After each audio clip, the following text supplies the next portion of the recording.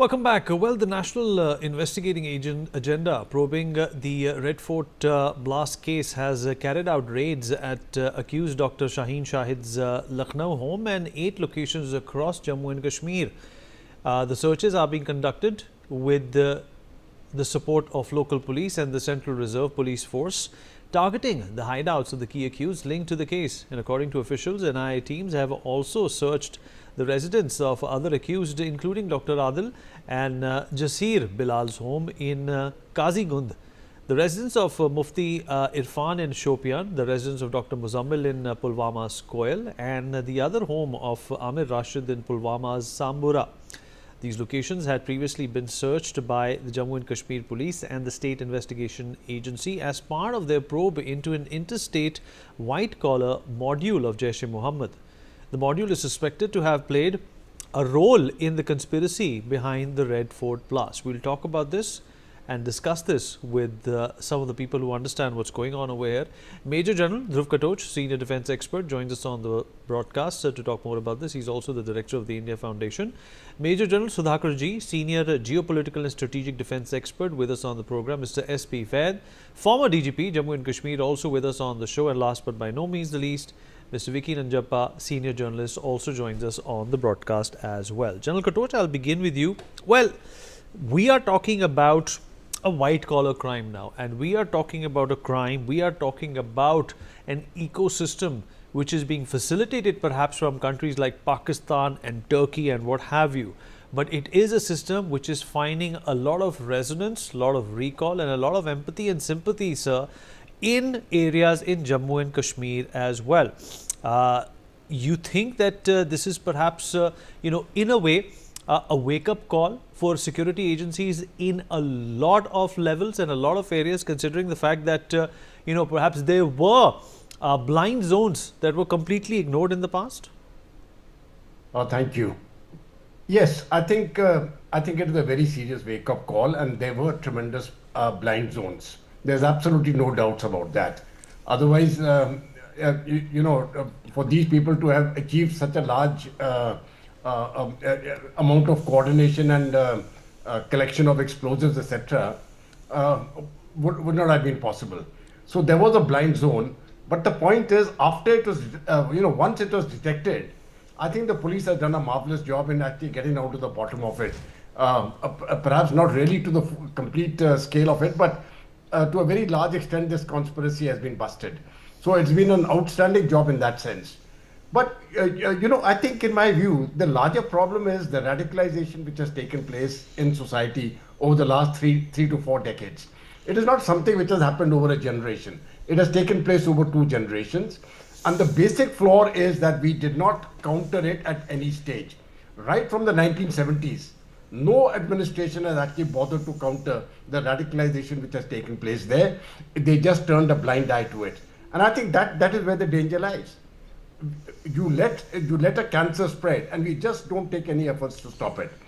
Now, the countermeasures, of course, as far as these particular white-collar terrorists are concerned, they will be nabbed. The scale of to regardless of the extent to which it is going, they'll be taken into account. But the question is, we are still not monitoring what is happening in the schools and in the madrasas. I remember even in the 90s and early 2000s, at that point of time, the hate which was being preached inside madrasas and in the schools was unbelievable, and nobody could do anything about it. Post 2019, we are in a position to do something about it. I'm not sure what is being done. I'm not aware of the ground situation, but I hope it is being done. Otherwise, this menace cannot be eradicated. A great deal of work has been done in bringing J&K back to normal. But now I think the final stage is to ensure that these hate preachers in the madrasas and some of the teachers in the schools are dealt with very, very severely. And once that is done, then over the next decade or so, the entire process of de-radicalization can take place. Vineet. Fair point, sir. Mr. Vaid, we're not talking about madrasas now. We are not talking about Eidgahs. We are not talking about mosques at this stage. We are talking about people who are toppers. I feel strange even saying this. Who are toppers in medical schools. We are talking about people who, took the Hippocratic oath to fix people who were in pain, inflicting pain. What part of this entire white collar module, sir, is something that you had predicted, and you perhaps even told others, "I told you so. This would happen." Absolutely. See, it's not the first time that white collar crime has emerged in Jammu and Kashmir or rest of India. We had these earlier also. If you recall, we had PhD scholars, engineers, software engineers in Bangalore, many places. I can name so many of them who have figured earlier also. But most strange part is these doctors, this country has given the best it could offer to a young generation of their age. I think becoming a doctor is the last dream of young boys of girls of Kashmir. And they were not only doctors, they did post graduation, they were highly paid. I think not less than 3 to 4 lakh salary or 5 lakh salary they were trying as assistant professors. But what is important is we must go into what is that. In spite of all this, these people so highly placed, so highly educated, scientific mind is expected from them. A rational mind is expected from such a highly educated person, and even then he becomes a suicide bomber and get radicalized to the extent that they're prepared to kill their countrymen. So I think, as General Kotoj was mentioning, we need to look both the online and offline radicalization, which is, I have been mentioning it earlier also. Apart from I think, a network of complete madrasas, not only in Jammu Kashmir, all across the country, I don't think there is a serious look into what is being taught, what is their syllabus. Are we mainstreaming them? That needs to be, I think, a whole study in the country, and what measures need to be taken. And I would rather recommend even the community leaders to work with the government, as is being done in many countries, whether it is Singapore, your Dubai, UAE, or Saudi Arabia, Indonesia. I can name many countries, even in some of them in Europe, Poland. They are working very closely with the government.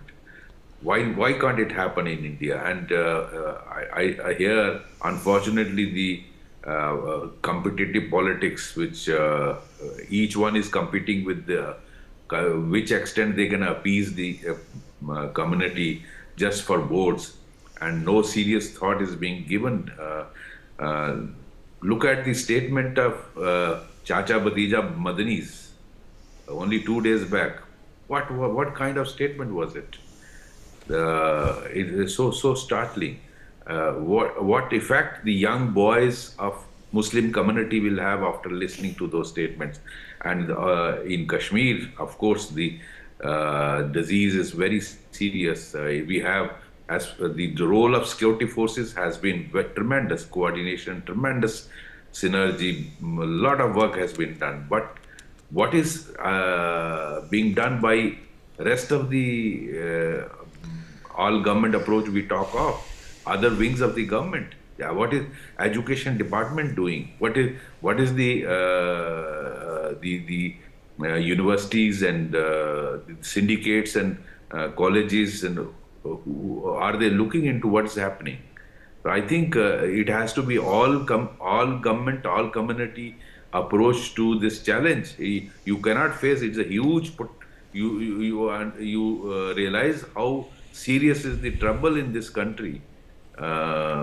The educated youth getting exposed, and talking of the online, you have all kinds of material on the online, and Pakistan and these pan-Islamic radical organizations are making full use of that, whether it is Al-Qaeda or ISIS. You had radicalization, some of the young boys from Kerala joining ISI, few years back, and only Gujarat you faced a module of a doctor studying in China. In Pune, you had a module. So it's happening all across the country. It's very serious trouble. Unless drastic steps are taken, Pakistan will make use of this point 0.5, 2.5, what we call as our challenge. The two we know, rather now it is three across the country. But the point 0.5, what do you do? We need to have a serious thinking about it. Ji. You're quite right about that, sir. And General Sudhakar ji, obviously this does not concern India, but I'm still compelled to talk about what happened in Washington, D.C.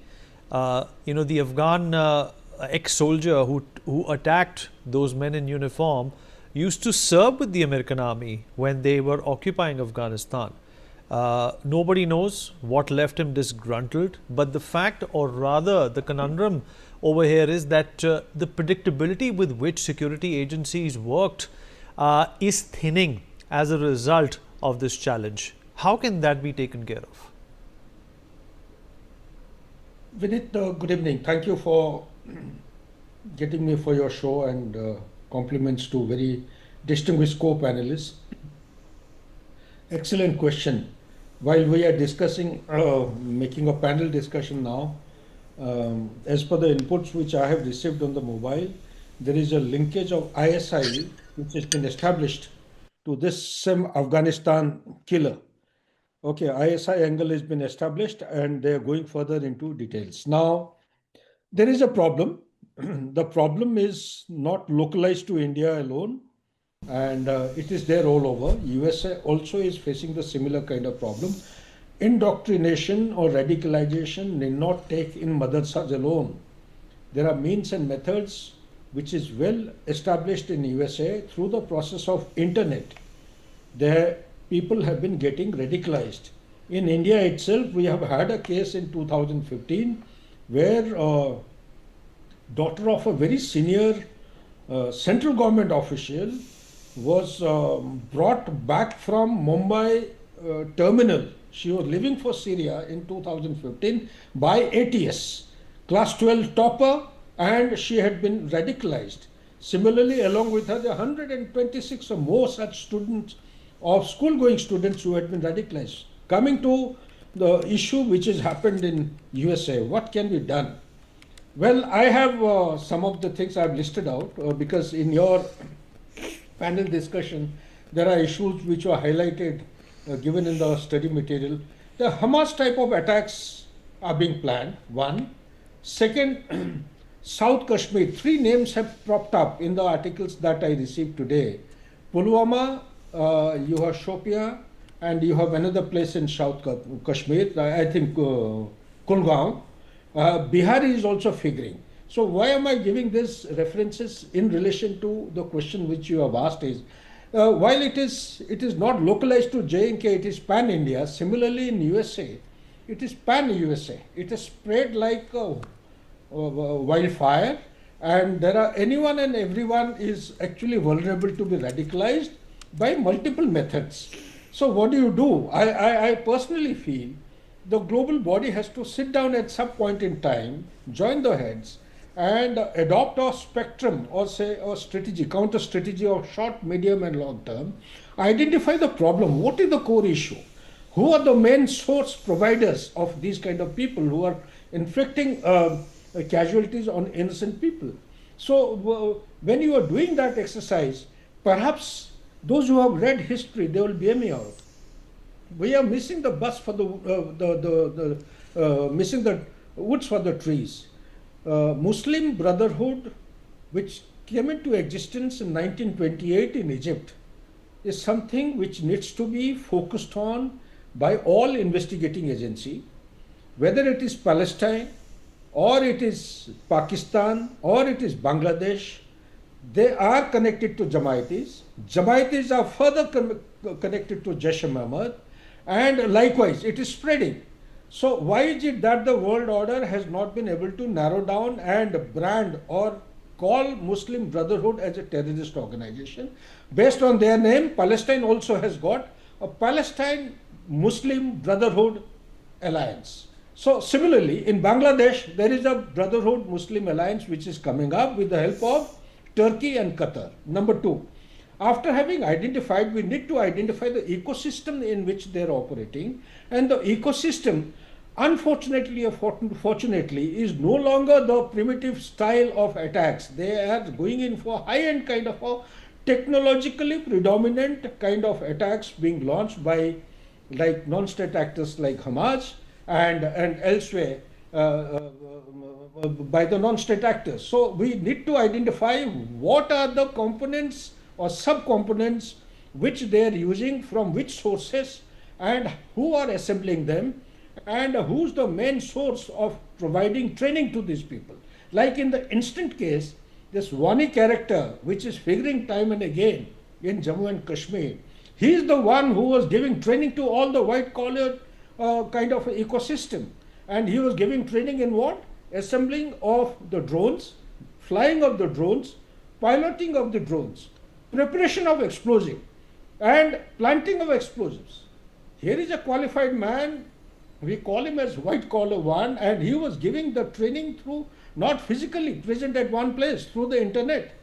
And this is further connected to people who are sitting in Bihar, and also further linked with the Delhi blast. So what is happening in Delhi? Well, it may have a connect there also in Washington, whatever has happened in DC, Washington. Because the ISI is involved. ISI is actually behind all this in the networking. And along with the ISI, we have ISIS. They joined hands together as far as the South Asian subcontinent is concerned in the year 2019. And thereafter, they have been busy building the regional caliphate, which has not caught the attention of our National Intelligence Agency. The regional caliphate initially till 2023 came up in West Bengal. One, number two was Jammu, making use of all the OGWs, and third was in Pune. Between 2023 to 2025, they have come up in Kishanganj district of Bihar, in UP, that is in the defense corridor, and one is somewhere in Madhya Pradesh. But allow me also to recommend two issues. What needs to be done as far as India is concerned. I care a damn about what is happening in USA. India needs to look at the Constitution. The Article 30 of the Constitution, it says the following things. Just to save on time, I'll read out two lines. Article 30 of the Indian Constitution grants linguistic and religious minorities the fundamental right to establish and administer their educational institutions. It also prohibits the state from discriminating against any educational institution when granting aid on the grounds that is run by minority. Why am I bringing out this is, while some segment, without meaning to go into the religion part, are allowed to have things like madrasas, some elements are not allowed to have similar kind of training establishment for their religion. Fair Why enough, sir. should be a discrimination like this? Fair My enough, sir. suggestion is, stop all this, bring everything under centralized education, do not have education as a state concurrent list, bring it under the center and modernize the education system. That is going to cater for a long-term perspective plan to eradicate the process of radicalization. The best solution for radicalization is the education, and education to be in its best modern form has to be centralized, not to be decentralized. Back to you. Fair enough, sir. Valid points. Good perspective there, Vicky. Obviously, the changes that demand our attention at this point in time are more than basic in nature. They are profound reforms which start at the way we educate India and the way we look at the educated now. Yeah, Vinit, thanks for having me over. And the thing is, when we talk about this white-collared module out here, see, it's not a new concept. It's been there for a long time.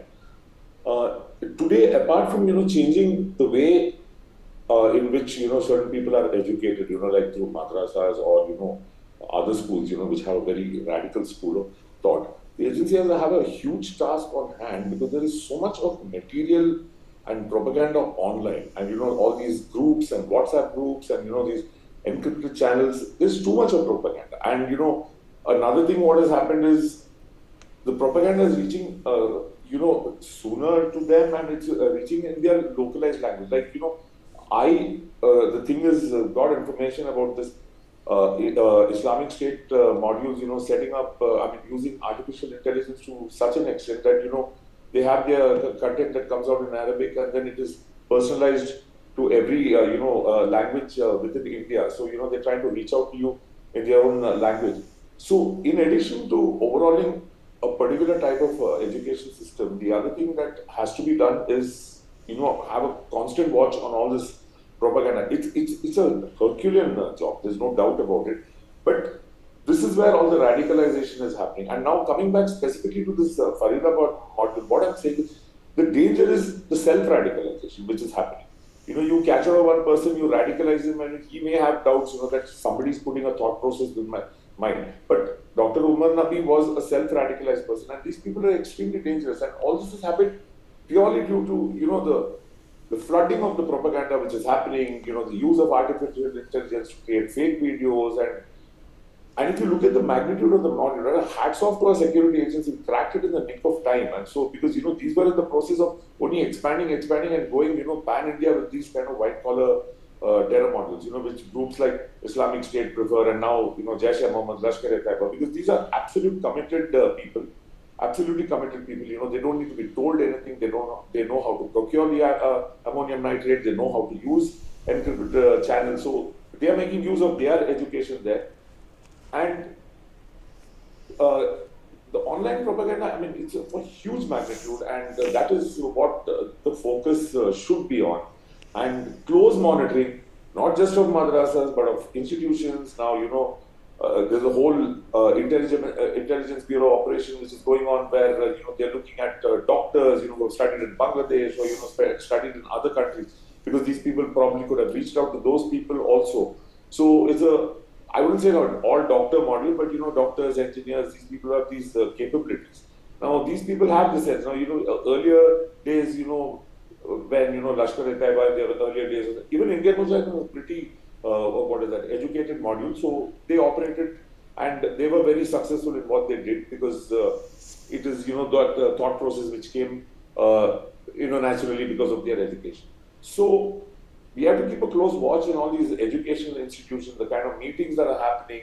Like, again, not to, divert completely. It's like, we were talking to someone the other day who said that we're doing a fantastic job on, the elimination of the Naxal movement out there. But then, you see this problem coming up in the urban area. So it is a thought process which is happening. There's too much of online propaganda. There's a lot of use of artificial intelligence. It's a huge racket out there, and it all has to be tackled together. Not just only the education system, but also what keeps happening on these groups. It's not necessary that, right from scratch, someone can be radicalized. You can get radicalized overnight. I've seen people studying normal kind of schools, no exposure to anything, and then suddenly this overuse of the internet and this, constant reading and all these groups with all this propaganda, everything has to be kept under check. So it's a humongous task. It's not like the normal module or the normal sleeper cell that, Fair enough. I see your point. Vicky, but I just want to, ask General Katoch as well. Do you concur with this idea and this thought, sir, of self-radicalization? Is that something that's possible, given the fact that an educated person, could fall into this kind of a rhetoric, without, being controlled by outside forces? In my personal view, there are just 2 points I want to give. One, the question of the global community, they will never get together because the West has propagated Islam to fight for them. So it is, for these people to start turning around and saying that what is happening in the US, for God's sake, they have started it. The entire problem of terrorism, the West is equally responsible. That is one. But the other point, coming directly to your question, when let us say a doctor or an engineer or somebody has got radicalized, the process doesn't begin with the internet. It begins when he is 3 or 4 years old in his house. And then when he goes to the school, and then when he goes to the madrasa. Now, some of them get convinced, some of them don't get convinced, but the reinforcement takes place later on through the net, by which you can actually flip him. And in my view, there will always be some control. There will be somebody behind him. This lone wolf thing is something which I really don't believe in. If it does happen, there may be one case in 1,000, but by and large, that lone wolf is not alone. He has got a complete system working behind him, somebody telling him, somebody motivating him, and that is how he carries out this operation. This has been in my own interaction with the Israelis, this has been their experience too. So I think we need to, get into your education system, get into the madrasas, get into the internet, do all of that, and then wait for 10 years. It cannot happen overnight. It's going to be a very long system. And as far as India is concerned, it is my view, we must go it alone. The West is not going to get along with anybody. That is the way I've looked at it. Fair enough, sir. Fair enough. We've run out of time. General Sudhakarji, I see your hand go up, but we've completely run out of time. I apologize, sir. We'll catch your response to that at perhaps a later time. We dip into a short break now. Be right back.